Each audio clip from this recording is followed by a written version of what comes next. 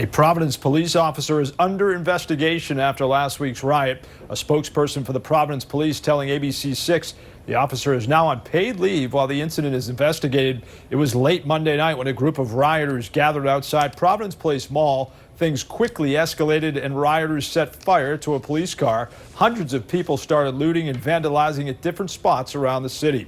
Mayor Alorza said 65 people were arrested that night.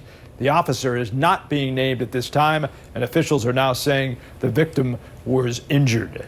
And at 5:08, Massachusetts is officially in phase 2 of the reopening of its economy. Retail, child care facilities, camps, youth sports are allowed in this phase. Restaurants can also start outdoor dining. Customers are required to wear masks when walking in and out of restaurants and when going to the bathroom. The changes have been a big adjustment for many restaurant owners. All right, thanks, Jim. The Boston Celtics back on the court as part of phase 2 in Massachusetts. While restaurants and stores could open again, it also meant teams could be together again practicing, and we saw some familiar faces Monday. The Celtics didn't have the full squad together, but did have some of their big stars at the Auerbach Center in Brighton. The team sending out this video with Gordon Hayward and Jason Tatum putting up some shots. Tatum said during the pandemic he hadn't been able to shoot for over a month because he didn't have a hoop at home. He's got plenty of them now. The C's are back in town, getting ready for the return of the NBA next month at Disney World.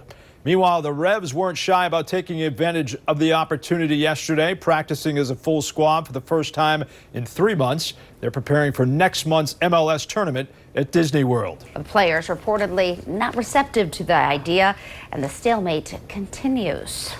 What gives, John? Why is that? This is so disappointing, Doreen. The players could be capitalizing on a boondoggle right now. If they had the sports stage to themselves, the ratings would be NFL-like. People are starving for live sports contact. They have got to get this resolved. It's all about money. That's always the bottom line in baseball. Doreen, I would take 75% prorated on $20 million. I don't know about you. Yeah, I think I could make that work. It's good, though, to see soccer and basketball, right? It is good to get them back, especially the NBA starting July 31st. So at least we'll have that in a month. The clock is ticking down, right? Yes, it is. Welcome back to Good Morning Providence. It's great to have you with us at 5:30. You're taking a live look at Providence with our HD Sky Cam. And Chelsea Priest, I'm expecting another glorious day like we had yesterday. Can you deliver? Our top story this hour, the man whose death inspired a global movement for change and justice will be laid to rest today. On Monday, more than 6,000 people braved the Texas heat to pay their respects to George Floyd, a public viewing in his hometown of Houston. And overnight, a candlelight vigil at his old high school. Protests in the wake of George Floyd's death continue in Rhode Island. A group of high school students put one together in Richmond. Good Morning Providence reporter Brittany Comack was there with more. And at 5:39, Doreen, there's a push in New Bedford to get police officers in the city equipped with body cameras while on the job. And in a matter of days, it's gaining traction.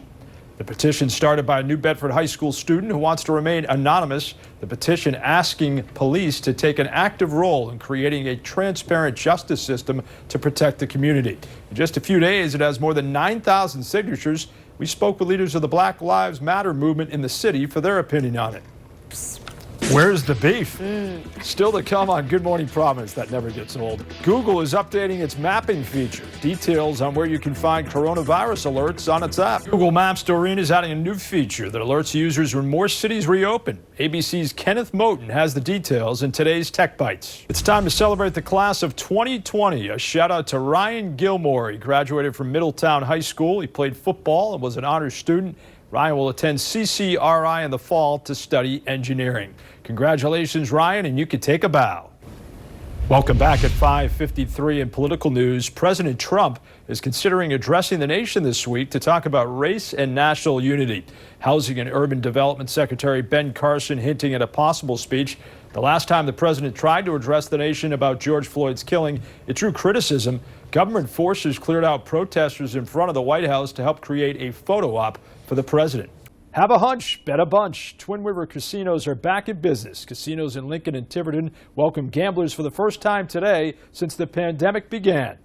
There are some changes to remember. If you want to play, it's by invitation only. You'll have a temperature check before you go inside, and you must hand over your license for contact tracing. The casinos also want to know how many people will be inside at any time, so the games you play will be limited. Our goal is to work with our regulators to determine at what levels the property should be turned back on, both in terms of foot traffic and items such as table games. As of today, we're opening up without live tables. No live tables, but we will have stadium tables. And we'd like to see how this process rolls out over the next 24 to 48 hours, and then we'll continue having the dialogue with the regulators, and together with our regulators, we'll determine what the next steps are as far as the rest of our amenities. School has reiterated their goal is to make sure everyone is comfortable with the limitations in place and follows Play Smart, Stay Safe guidelines as part of their plan. For ABC6 News, I'm John Meterparel. And Doreen, I'm just waiting for you to play that first round of blackjack. When are we going to Twin River? Yeah, not so much a gambler, John. Are you? I'm a very casual gambler. I feel like Homer Simpson. 21, hit me. Nice. Well, then you might be getting an invitation to Twin River very soon. I very well may be, but it's encouraging, I think, that they are open and people can go play safe and play smart. That's always a good mantra to follow. And they're following that new normal as well. Absolutely. All right, John, thank you.